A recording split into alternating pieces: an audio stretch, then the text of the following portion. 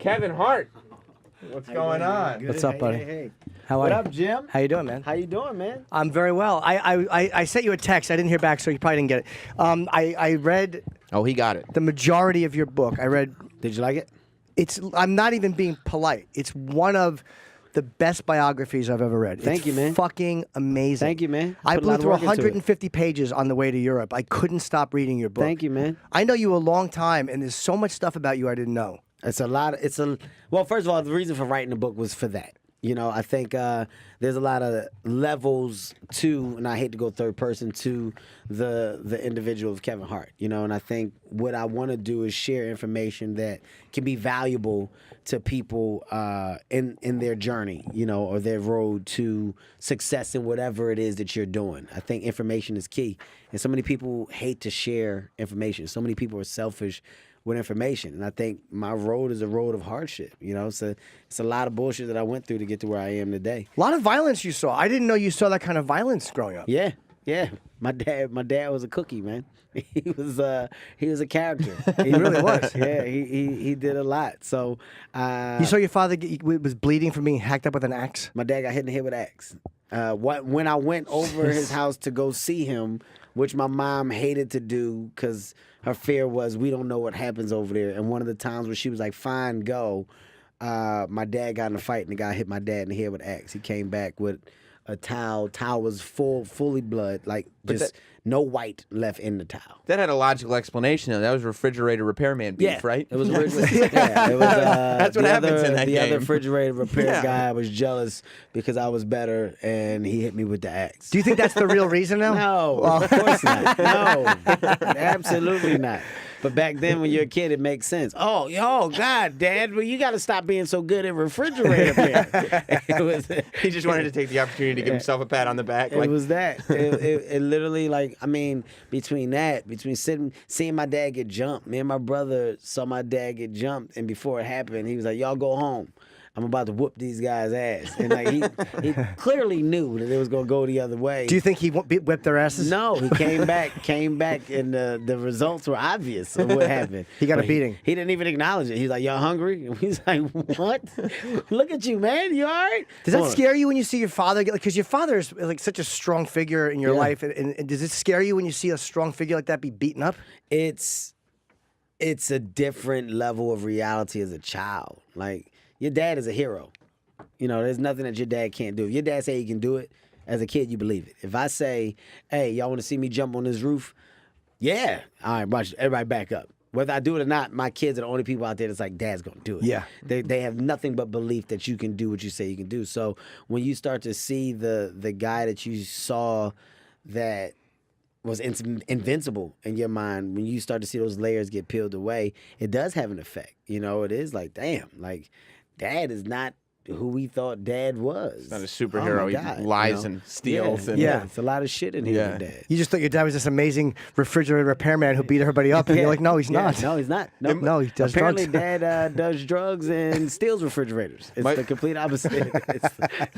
My favorite part about the beginning, it seemed like your childhood was very confusing because like a lot of the stories, as I'm reading them, I feel like I kind of know where they're gonna go, and then they just go in a completely opposite left. direction. Yeah. Like when your dad's driving you to school, and he goes, "You know, son, you're gonna be okay," and I'm like, "Oh, this is gonna be one of those sweet stories," and he goes, "Because you know we all got long dicks." We got big dicks.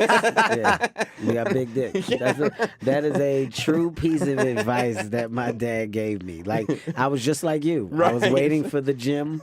I was waiting for the piece of life that my dad was about to drop on me, and he's like, "We got big dick." And you're just Like, a little I kid, got a like, big dick. Your brother got a big dick, so you got to have a big dick. So we gonna be okay. I was like, I wish my father gave me advice like that. I heard about Kevin's dick fucking way back from Keith Robinson. It was horrifying. Oh, Keith said that his dick got thrown out of the room when Kevin showed up. so his dad was right. He did grow into it. Yeah. Oh, okay. Yeah. That's a piece of Kevin Hart lore that's true, and it really annoys me. That's very true. It really It's very true. I will just say that there's one time at the Comedy Cellar that he showed it to a waitress who requested it, and she came up, "Oh my God! Oh my God!" It really is true, and that was. And then that confusing moment comes back, and you're like, Dad's right. I'm gonna be okay. I'm gonna be okay. I'm gonna be all right. I didn't know what he meant by it back then, but here's where that helps you at. Your confidence is always at a high level because you know something that people don't know. Yes, Yeah. because you are very confident, and people Yeah. look at you like you shouldn't be, Yeah. but you are extremely, long before fame, long before money, you're a confident guy. I was always confident. And your mother, too. Like, I understand a lot more about you after reading this, because you really are a hard worker. Mm-hmm. I mean, you're always doing something. You're always motivated. You're not asking anybody to do anything and make it happen for you. You're doing it. Yeah. And then I see how you were raised with your mom and how she kind of didn't let you do anything and had activities. It's like, oh, now that kind of makes sense. Your mother really. My mom was strict. My mom was very strict, but she was strict simply because she saw the mistakes that she made with my brother. She was more lenient with my brother. You know, my brother was able to go out and come and go as he pleased. You know, there was a curfew, but it was late. And that's when my brother was in the streets. My brother sold drugs. My brother was stealing at one point, you know, snatching purses and robbing people at gunpoint. He got caught up into a bad life as well. So with me, it was, no, you're not doing anything. You're not going anywhere. You're not going to leave my sight. I'm going to put you in an extracurricular activity that takes up all your time. That's why swimming came about. It was, Oh, right, yeah, you swam for years. I swam from the age like 8 or 9 until the end of high school. So I never had free time. I didn't have room for error. And that's what she made sure of. She didn't want me on the streets at all. She didn't want me to become a product of my environment. She didn't want me to grow up like my dad. And I mean, that was tough on her because ultimately you grow a little bit of hate. You grow some resentment as like, yo, you don't let me do nothing. Like, and why don't you let me see Dad? And she got tired of hearing that. So I remember the biggest lesson she taught me was, you know, she was like, you know what? You want to see your dad? You want to go live with your dad? Because I kept saying I'm going to run away. I'm going to go live with Dad. I don't want to be here no more. You know, you get to that age as a boy. You want freedom. Puberty done kicked in. I'm tired of you treating me like I'm a boy. I'm a man. Yeah, I'm a man, damn it. You know, I'm 16. That's right. Time for me to hold my own in these streets. She's like, you want to live with your dad? Then you know what? Go. All right, fine. I can go. Go. Get your stuff. Go. I will. Dad, Mom said I can come live with you. Come on. You know, my dad he don't ask no questions. Come on. He didn't do any checking. No checking. Didn't want to know where my school was. Didn't want to know if I had an extracurricular activity, anything that I needed to know about or do. Didn't ask none of that. Come on. I get to my dad's house. This is a true story. My dad had about 7 or 8 people living in this place. I didn't know any of them. There was no electricity. They had a plug, and it was like a cord that was hooked up and ran from like an abandoned house. There was still any electricity. So the electricity came from somewhere else. There was no hot water. And to take a bath, there was no like tub. They made me like put water in a basin. And he was like, put the water in the basin and heat it up next to the kerosene heater and then use the basin to wash up. And it was like just the worst living condition that I've seen. Now, granted, for my dad and the people there, that environment was comfortable. That's all they knew. Mm-hmm. But I was like, wait, where's the tub? Where's my bed? You know, I was on a couch and there was other people around the couch. And I'm like, what the fuck? Was it at least neat and well kept in the area? Oh. No, not messy. at all. And I remember calling my mom that same night, and I was like, you got to come get me. And she was like, the hell I do? You want to live with your dad? Live with your dad. And I was like, well, I don't want to live with Dad anymore. I didn't know that Dad was living like this. No, you know everything. What I'm doing is wrong. So if that's what you want, then that's what you go and get. And she made me stay there tonight. And that was like one of the toughest nights. And I have nothing but love for my dad, but it was just tough because I'm like, who are these people? And look at where I'm at. Like, I'm on a couch. I'm not even comfortable. And my mom came to get me the next day, and it was basically, if you're going to live under my roof, you're going to live by my rules. Okay? Stop battling me. Stop thinking that I'm doing what's wrong for you when I'm thinking I'm doing what's right. And she never down-talked my dad or never made me feel like my dad was an enemy or like he was doing these wrong things. She's always bigged my father up because he was my father, but she allowed me to see things on my own as I got older. Did you ever resent him? Like, did you ever get mad at? Because there's some stories about your dad in the book that are really kind of staggering. Yeah. Yeah. I never resented my dad. That's a tough word. Never. I don't have any level of hate. You know, of course there was disappointment. There was high levels of damn, I thought dad was coming to pick us up today. Or damn, man, I ain't seen dad in I don't know how long. He not picking up the phone, he's not answering the calls. You know, there's a level of what's going on with dad. It was never a thing where it was like, man, my dad ain't shit. I don't have that in me. I never have. And my mom never talked like that to help ignite a flame that would put that in me. So when he went through his problems, he went through them on his own until my brother felt that I was old enough to handle the information, and he told me, Dad's on drugs. It is what it is. You know, we can't help him until he wants to help himself. And my dad had resentment and a grudge because my dad stole from my brother. You know, when my brother was building his barber shop and he brought all the equipment, he wanted my dad to do the electrical work. Just to kind of help your dad get back on his feet. Help him get on his feet, put some money in his pocket. And then my dad was doing the job for a minute, and then we come back one day, everything was gone. My dad stole everything. And that's my brother it went black for my brother after that. So it took me talking to my brother to get my brother to forgive so we can finally get my dad help. So you look at all this stuff, and people who think like, oh, Kevin just kind of came in. You didn't have it easy coming up. No. You didn't have it. Hell You didn't no. get handed a deal when you came into the business. I mean, you were in the business for quite a while before anything A happened. long time, man. I mean, I got 19 years, almost 20 years in the business. So what gave you that patience? Because like you said, around you, it was a lot of culture, quick money. Your dad stealing, your brother selling drugs. Like you saw people not being patient about it. Like, no, I'm 16. I'm a man. I can go. I can sell drugs. I can steal. I can do this. I can get money right now and be the man. And that doesn't really match up with, you know, driving to New York to do comedy. Yeah, well, you know, you see the consequences of it firsthand. You know, I saw my dad in and out of jail. You know, I saw my dad being addicted to drugs. I saw my brother sell drugs. I saw my mom find drugs and beat the shit out of my brother. And my brother be forced with an ultimatum of jail or the army. Like, pick one. And he chose the army, of course. I saw literally no high reward from the negative route. I saw that. I saw it firsthand.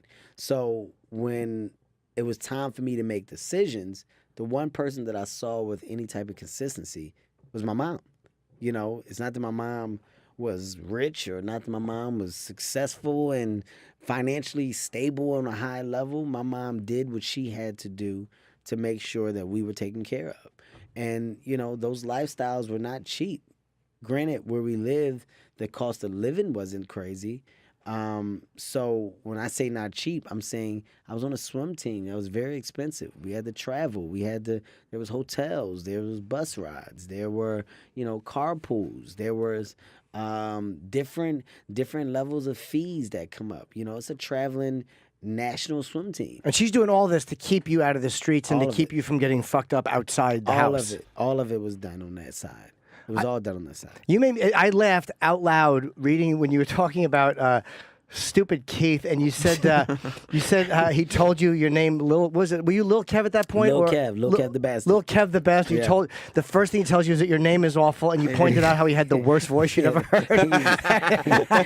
your name is awful, stupid. Yeah, ain't good. The worst tone behind a human's voice that I've ever heard. Like, I've never heard anybody talk like that. I thought it was a joke. He's got to be joking. He's got a voice box, and this is a trick. You reminded me too, man, of how cruel Lucian was from the comedy from the comic strip. You know, he's dead now, so we don't like to speak ill of the dead. But I don't like the guy. I don't think he was a good guy. I think there was an honesty to him, but there was an unnecessary level of cruelty to people. He liked being mean to comedians. He liked being fucking cutting and vicious under the guise of being honest. I mean, that's the first guy to hit me with honestly, that was my first rib shot. You know, I think we all take body blows in the entertainment business. There's always something that happens that makes you go, oh, like, damn. Like, there's moments where you got to take the knee. Lucian was the first person to put me down to where I had to take a knee. He was basically, he told me that I needed to find something else to do. You know, it was that blunt. I got off stage. I had a great set. granted my material wasn't Sure. great material. I'm new, I'm green, but I had a great set. The crowd enjoyed me, and I thought that I was going to the back to talk to him about coming to the comic strip and doing spots, and instead it was just, I don't see it. I don't see this being your craft. I think that you should definitely look into doing something else because this isn't it. This isn't for you. And that's the first time that I heard that. But I had a guy like Keith that I was so close to that I told him, and I'm expecting Keith to be like, damn, if Lucian said that, it's something. And Keith was like, fuck Lucian. So what? Come on, stupid. Let's go down to the cellar and get something to eat. And I was like, eat? I can't eat at a time like this. My life is over. Shut up, stupid. Get in the car and we'll go to other comedy clubs. Fuck Lucian. Like, it was so nonchalant and it rolled off his back. And when I saw that, I was still affected by it, but I was like, man, I don't know how he's acting like this is no big deal. This is me. This is my career. It is a big deal. And then we get down to the cellar, and everybody there is just, so what? Whatever. And we all were so vicious to each other, and we all were so mean to each other, but what we really did was prepare each other for the word no that could come at any possible time. We made each other comfortable with the fact that we were okay. We're gonna be okay. And it's also like the guys, like we would attack each other and it's all hack court. But you only did that with guys you liked and respected and guys you genuinely thought were fun. It was like nobody took a guy who was really a bad comedian and just sat him there and attacked. It would feel like attacking an audience member. Yeah. So the guys that we took to hack court, like we all dropped bits. No one ever won in hack court. Like, no one ever. It was like that court in Batman. No, when you can either like get killed or you have to walk in the across the fucking frozen river. Those so were you're your gonna options. die anyway. It's never going to be like, you know what? That was actually a good joke. We're incorrect. Never. You were never coming out of hack court right. No. You were never coming out with people going, no, guys, that's a good bit. I remember arguing y'all down about the midget bit. I had a midget bit. The midget robber? Yes, the midget robber. And I thought that this bit was one of the best bits ever. It was a bit about how I got robbed by a midget, and it was a cross-eyed midget, and I didn't know he was looking at me when he was robbing me because he was cross-eyed. Right. And instead of using the gun, he chose to headbutt me. Now, granted, now this is saying it out loud today, I get where they were coming from. You see the error of your ways now. Yes, you do. I see the error in the ways, but back then, there's no way that you can tell me that me saying because the person was cross-eyed and I didn't know who he was robbing. That was the whole genius in the bit to me. I was like, sure. My punchline was, how was I supposed to know you was robbing me when you was looking at him? Come on, There man. it is. There There it is. Yeah. It did get laughs, too. When I tell you, they beat this joke up so bad. I just remember Patrice O'Neal, he kept making me repeat. So because I'm in head court, so I don't realize You what's have to going on. testify in your own defense. So he's like, so let me ask you again, little dummy. Patrice called me little dummy. Who's robbing you again? I kept going, the midget. He's like, right. Back up to the beginning. Who has the gun? And I was like, the midget. It just kept making me say the midget. And every time I would say it, he would act like he was jotting something down. And he's like, this is why this joke stinks. And he was like, the midget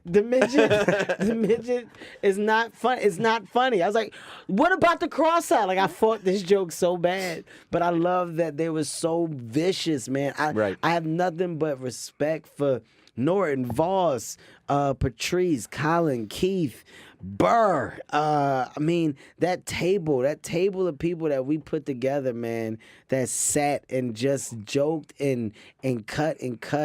That made me so strong with the BS that I eventually dealt with in LA. It rolled off my back. I didn't care. And it makes you more honest, too, because you're so used to being called out and calling people out that when something bad happens, instead of the room being uncomfortable, you're like, oh, that was fucking awful. Yeah, well, and you're okay acknowledging it. That was bad. That was me at SNL. Man, those impressions might not make it, huh, guys? Did you say that at the audition? No, at the audition. When I got done Avery Johnson, I was like, No Avery Johnson fans? How was your De Niro? Do you still do De Niro in the act? My De Niro was horrible then. It's still horrible now. It's just screwing up my face. I don't even say a line that De Niro did from the movie. I just that's it. It was one of the How about worst. Denzel? Was your Denzel any good? No, it was fresh off. Okay. That's it, guys. That's good. That's really good. I remember Lauren just eating popcorn, going, She just kept saying, And I was like, y'all want to hear some stand up? It was just the worst. Did you know you were audition ever. bombing? I knew I was bombing in the impressions. I killed in the stand up. Oh, you did? When I got to the impressions, that's when it all went south. The characters were going Yeah, south. That's when it all. When I got to the part where you had to show why you should be on the show, Sure. that's where I was off. Yeah, the stand up, which had nothing to do with SNL. I'm a comedian. Yeah, but I cannot do impressions, guys. So I don't think I'm a fit in here at all. What was the show, too? This is something I remember when you got the show. I didn't know this part of it happened. Like, there's so much shit I didn't know. You get this show, and they're ready. It's on ABC. Mm-hmm. What was the name of that show that was about where they brought you to New York to announce it? The Big House. That was the Big House. The Big House. People don't even know this story, man. I got at a young age. I think it was 24, maybe. I think it was about 24. This is when I had a deal. I went to Montreal, did well, got a deal. Nothing happened, and I said, you know what? I said, what I should do is develop my own show. What if I had an idea for a show? I was telling my manager, Dave Becky, and he's like, oh, man, that'd be cool. Like, what's the idea? And I pitched him the idea. I wanted to do the reverse of the Fresh Prince of Bel-Air. So basically, it's a guy who's coming from money. Something happened with his parents, and he's forced to go back and live with his other side of the family who's not doing well at all. This is how I wanted to do a spin on my life and talk about where I came from, but I just wanted to have a reason to get there. Pitch the show gets picked up. Oh my God, my life is about to change. I'm about to be rich. I made it. This is crazy. I got my own show. I'm executive producing. I'm a writer on it. I'm starring in it. They picked up 12 episodes. This is unbelievable. Okay, Kevin, you got to go to the upfronts. This is a big deal. What's the upfronts? Tell me what it is. Well, that's where we take the talent and they go to New York and there's this big thing where they announce the show in front of people and you got to take pictures. It's like the best thing ever. Oh my God, do I get a suit? Get a suit. What about the rest of the cast? Well, they only want you there. No, that can't be because I'm not doing a show by myself. You know what? The cast got to come. They're not going to fly the rest of the cast there. Then I'm going to take my money and do it. You know, I don't have a crazy amount of money, but I can afford to fly them. This show don't happen without them. Right. I'm flying the whole cast in. I flew the whole cast to New York, put them in hotels myself. Upfront day. Walk out the hotel. Pictures. Nonstop. I'm a star. Was that your first experience with My that? first experience with that. I'm a star, man. Look at this. I'm walking on the carpet. Everybody, Kevin, hey, Kevin Hart. Hey, the Big House. Taking pictures. The most unbelievable feeling ever. I get there. They're like, all right, Kevin, you're going up. You got about 7 minutes. Let's get you backstage. They get me backstage. They wire me, put the mic on me. I'm about to basically walk on stage, and they're going to announce what's new for this fall season, the Big House. Right before I'm about to take a step, there's a guy in front of me. He's just talking in his headset. This is what I hear verbatim.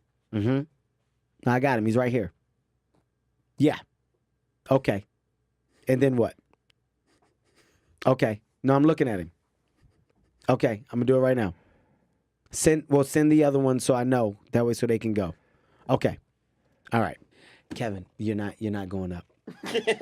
I said, sorry. What do you mean? No, we're not using you. You're not going up on this one. Something's going on, but I think they're pulling the show. I don't know, but it sounds like they're pulling the show. I'm sorry. What's going on? This is crazy. What? I'm so confused. What? Just step back. You got to step back. Okay, bring them up. I see another show. 5 people. They're just rushing these people to the stage. The host goes, and the McKinneys, whatever the show Kelly's was. or something? It was. I forgot the actor. He was short. There's only 3 short guys. It was a short white guy. He had a show, and it was coming on. This is when they were recreating TGIF. They bring him up. He whizzes by me. They're high-fiving. They're excited. Dave is running. I see Dave running back, sweating. I don't know where he ran from, sweating. He's like, buddy, Don't panic. I don't know what this is. I've never seen anything like this in a business. This has never happened. I'm going to get to the bottom of this right now. Okay? Don't worry about it. I'm like, what's going on? Right now, they're trying to pull some shit. They're trying to say you're canceled. Okay? And I'm like, what? What? How? What do you mean I'm canceled? I know. It's crazy. We're going to get to the bottom of it. Just know that I'm on it. Me and Dave go to the back. He said, let's get out of here. Let's go to the hotel. He's on the phone. Everybody's talking to is like, I know, it's canceled. It's canceled. They basically canceled the show. Nobody from the network came to talk to me. Nobody confronted me. Nobody said anything. I said, well, what about the cast? I flew the cast out here. Dave was like, I'm trying to figure it out, man. They're saying that they don't want to fly him back, because they didn't fly him out. I'm like, what the fuck? Oh, my God. So I got to tell the cast. So I have a meeting with the cast about how I flew everybody out, how the show's not getting picked up. It's canceled. I'm sorry, guys. I'm going to try to find out what I can. I'll book you guys flights so you can get out of here. They're down. They're disappointed. Sure. I said, enjoy the rooms. Just, in the morning, you guys can jump on the plane. Cast flies out. Dave goes, do you want to go home? I can have them change the flight so you can leave. I know that this is tough. I said, I'm not going anywhere. I said, this is my first time I've ever experienced anything like this. I'm going to the parties. I'm going to every party. Like, I'm going to have a good time.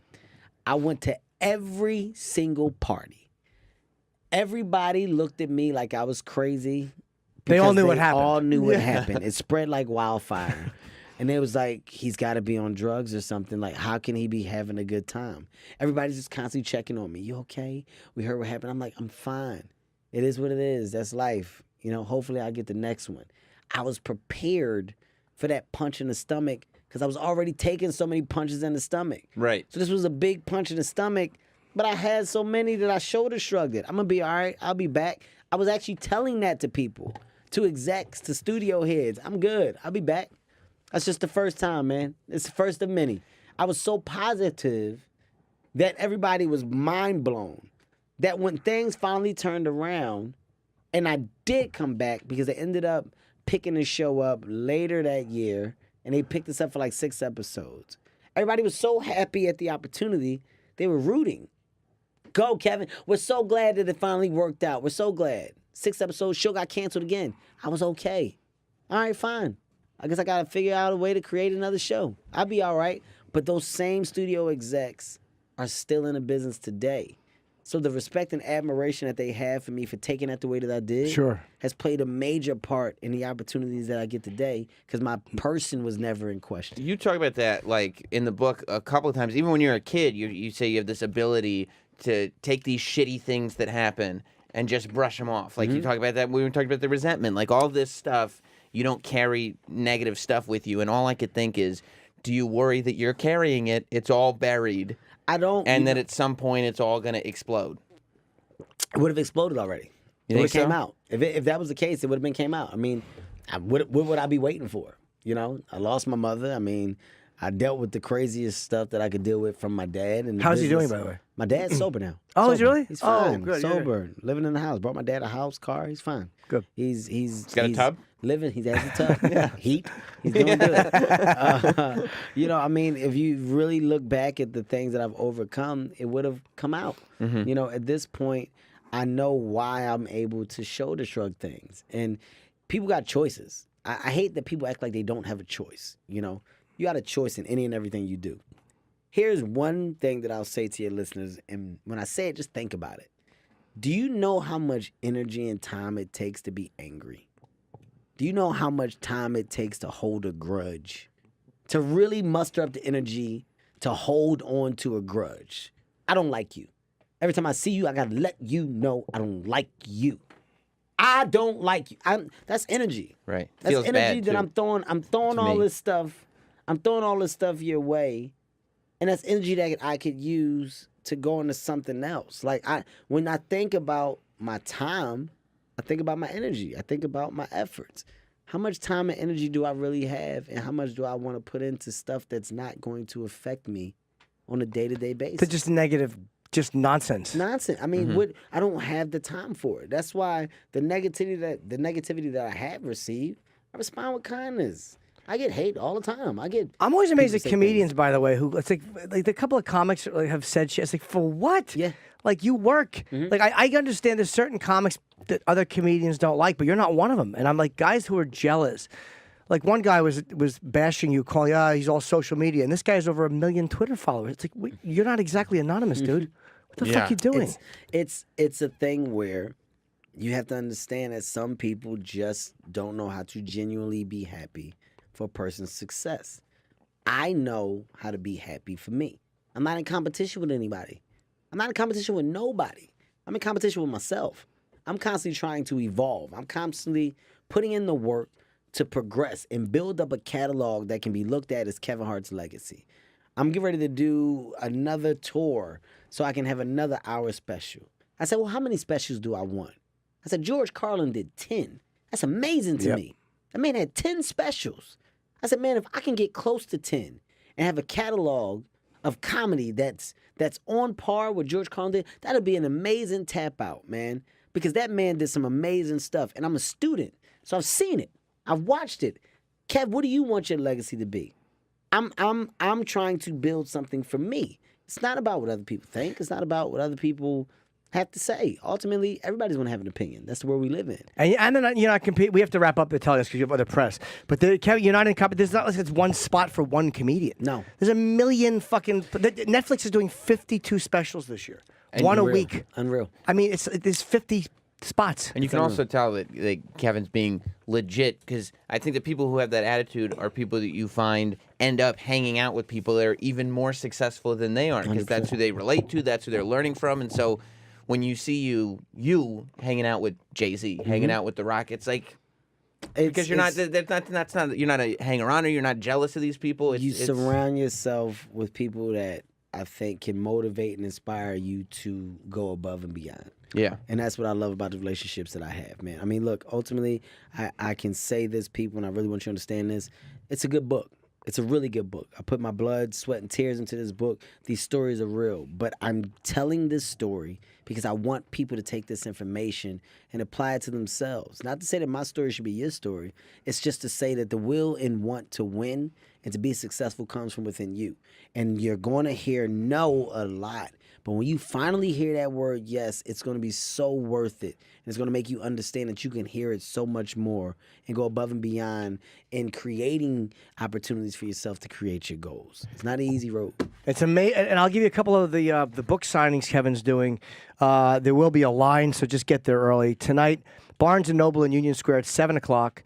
Then Wednesday, if you're from Philly, the Free Library. Thursday, he's going to be in Washington, D.C. And I'm guessing on your Twitter and your website we'll have all of these dates. But he's got Miami Friday, Saturday Houston, Sunday Minneapolis, and The Grove Monday the 12th at Barnes & Noble in Los Angeles. And having read 90% of this book in like a very short period of time, it really is great, man. I'm happy for Thank you, man. And reading it, I didn't know what to expect. I figured it would be decent, but it was fucking really great, man. It's great. It's Thank you, funny. Jim.